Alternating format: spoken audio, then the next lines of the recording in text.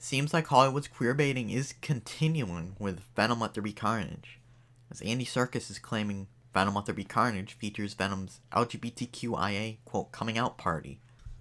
Now, if you actually read into this, not really coming out of the closet, not really LGBTQIA plus ABCDEFG, whatever, you know. But I'm excited for this movie. I like the first one, even though it's not a great movie. So I'm looking forward to this one very much. Even though I'm not a huge fan of the trailers. It's just unnecessary to do. Like I said, it's queer baiting, it's just pandering. But I guess before I talk about it, let's read the article. This is from Bounding into Comics by John F. Trent. Venom Let There Be Carnage director Andy Serkis recently claimed that the upcoming film features an LGBTQIA coming out party for Venom. Serkis spoke with Uproxx to promote the upcoming film, where he discussed a scene in the film where Venom goes to a rave. The director explained, "It was originally going to be a carnival of the damned, and it ended up being Tom had got to know Little Simz, who's a brilliant rapper and also stars in the movie. She actually had made a song unbeknownst to her called Venom that connected very much with the first movie. And so Tom got in touch with her, and that song became sort of the focus. While Tom and co-writer Kelly Marcel were always about Venom coming out and going to a party that was very sort of an LGBTQIA kind of festival. Really, I call it. And so this is his coming out party, basically. This is Venom's coming out party," he added. Why? It's a fucking symbiote. What's the point? I mean, it's just weird. Having him and with Eddie Brock being gay, is that like, that's just so stupid and weird. Why would you do that? Out of all the characters to do it with, why would you do it with Venom? Like, what the fuck? But continues. Uproxx writer Mike Ryan then pressed Serkis asking, "Bollock actually coming out? Because that's very interesting." Serkis responded, "Well, coming out, being out." Ryan then countered, "Well, you just compared it to LGBTQIA. That's very interesting." Serkis then explained, "Well, what is interesting is that it's just like, here he is kind of, he says in the movie, 'We must stop this cruel treatment of aliens,' he said." He actually says that in the movie? Jesus. You know, we all live on this ball of rock, you know? And so he inadvertently becomes kind of, he's speaking for the other. He's speaking for freedom of the other. This is more like equality, not coming out. Andy Serkis doesn't know what he's saying. He didn't know what he was doing when he compared it to LGBTQIA. Like, it has nothing to do with that. It'd be more like I don't know, like a protest or something. Black Lives Matter protest. You'd want to compare it to more than a rave. Kind of weird comparison. Ryan then stated, "And it's very obvious that Eddie and Venom are in love. Like, we all know that they are. They are in love." What? No.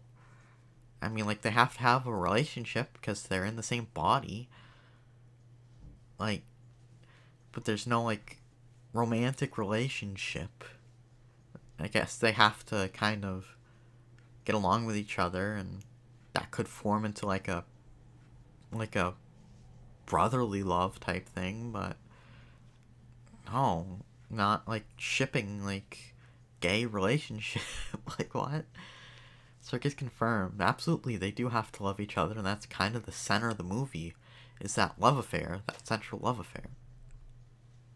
In the production notes for the film, supplied by Sony Pictures, Serkis previously claimed the film is a love story, but not love story you might think. He explained in the notes, "It's very much about the extraordinary relationship between symbiote and host. Any love affair has its pitfalls, its high points and low points. Venom and Eddie's relationship absolutely causes problems and stress, and they have a near hatred for each other. but they have to be with each other. They can't live without each other. That's companionship, love, the things that relationships are really about, he asserted.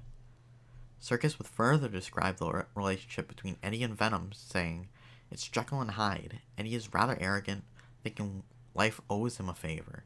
Venom is the complete opposite, unfiltered and speaking his mind totally." He continued, "They are trapped together after meeting in the first movie. They've now got the 7-year itch. They've had enough of each other and can't wait to be apart." The director further elaborated on why Eddie and Venom break up, referring to a scene where the two argue in Eddie's apartment. He said, "The argument in the apartment is one of the first things we shot. For 2 years, these two have been living a frat party kind of life in Eddie's apartment, and he's sick of and tired of his place being trash. It's like living with an oversized toddler with no control whatsoever." And while Serkis claims that Eddie and Venom are in some kind of LGBTQIA relationship in this new interview with Uproxx, the film's producer, Avi Arad, notes that Eddie is still in love with Anne Weying. He says, "As much as Eddie loves her, he does not know how to do it, which leads them to a breakup." I mean, exactly, like, they can't be in a romantic relationship when he's still trying to get with her. Here he doesn't claim that. He just claims that they have a relationship. The thing he was comparing to LGBTQIA was Venom, like, making a political statement. Weird. But they're not in a relationship. It's just, like I said, queer baiting. But he continues, "Not only does he claim Eddie is still in love with Anne, but he also notes that Venom wants Anne to be a part of their life as well, because he sees himself as one with Eddie." Yeah, he wants him to be with her. They don't have a romantic relationship. It's not true. Arad states, on the other hand, Venom is far more romantic. He'll do anything to have Anne in their lives, because as far as he's concerned, Eddie and Venom are one.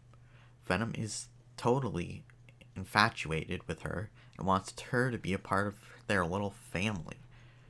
He's very protective. It's an interesting juxtaposition of a human and an alien. The alien shows better understanding of what his partner needs, which is quite unique. Following up on this in the production notes, Serkis also state, "Venom holds a mirror up to Eddie, showing him who he really is, selfish, arrogant, egotistical, incapable of loving anybody but himself." Eddie and Venom can't be together, but also can't cope with being apart. He has to commit to Venom because he has no options, he adds. As for Eddie and Anne, Serkis says, the undercurrent is that Eddie and Anne really do care for each other, but they are not suitable for each other, because Eddie is only ever thinking about himself. I don't know if I'd agree with that. I don't know, I feel like he wasn't thinking for himself when he was saving the world. But as far as this whole thing goes, it's just more of what Hollywood does. They make it ambiguous. They don't actually have an answer. And then the shippers come out and debate it, make their fan fiction. Then they push them to do it. They keep queer baiting. It's just a cycle. Just what they're doing here. Andy Serkis seems to not know what he's talking about, which kind of sucks because I liked him in the Marvel movies. I really did. I don't know much about him other than that, and he's directing this. I don't know his other works. But I really liked him in those movies, and this is kind of souring me a little bit. It seems like he just doesn't know what he's talking about. Like, none of it, what he said, makes any sense. Like, the comparison is nonsensical. As far as relationship goes with him and Eddie, obviously they have to have some sort of relationship. They're part of the same body. They share the same body. So, they'd have to have some sort of relationship. There's going to be a kind of love-hate relationship there. not gonna be a romantic one. That would be utterly ridiculous. And and Venom wants him to be with Anne. He, and so does Eddie Brock. He wants to be with her as well. So that would make no sense for them to have like a romantic relationship. This whole situation is just kind of dumb. But hopefully this doesn't affect the movie at all. I also heard about something that may happen that be really interesting in the whole grand scheme of things. So I'm excited for this. I don't know if it's going to be a great movie, but I like the first one regardless of it not being good. So hopefully this is at least same level as that. Hopefully it's better. But I'd be okay with another dumb fun movie. But hopefully it's actually good. But what do you think about this whole thing? I think it's fucking stupid. Like, what's the point? This is like the stupidest character to do this with. But I guess let me know what you think. Should they be gay lovers? Should Eddie and Anne be together? Should there be a love triangle? Let me know. I guess. Thanks for watching. Like if you liked it, subscribe if you want to see more. Comment, share. I have another channel called The Thoughtful Outlaw Sports where I talk about basketball, baseball, football, anything else sports related I'm interested in. So check that out. I'll see you next time. Bye.